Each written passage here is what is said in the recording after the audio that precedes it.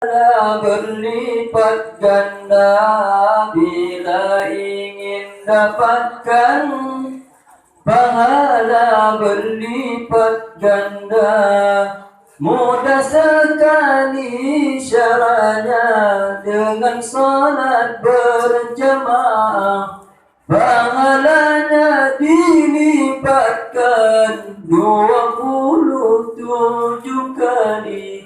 Biasakanlah dirimu di masjid dan musalla, biasakanlah dirimu di masjid dan musalla.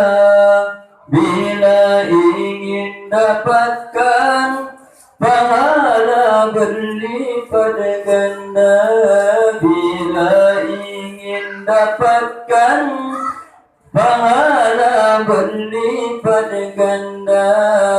Mudah sekali syaratnya dengan salat berjamaah, pahalanya dilipatkan 27 kali.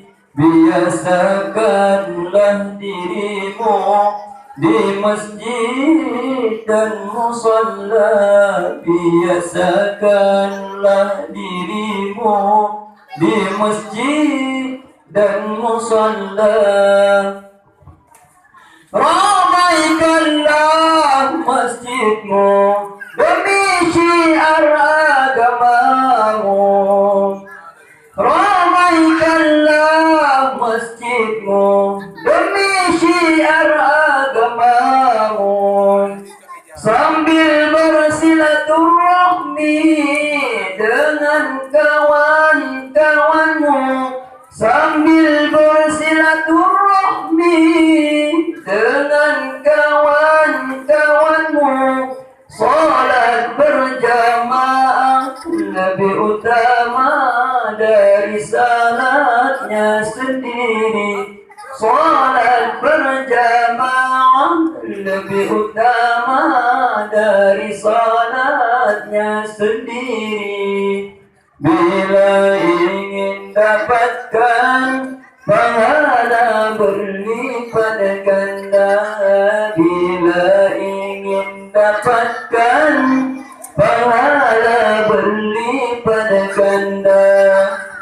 Mudah sekali syaratnya dengan salat berjamaah, pahalanya dilipatkan 27 kali. Biasakanlah dirimu di masjid dan musalla, biasakanlah dirimu di masjid dan musalla.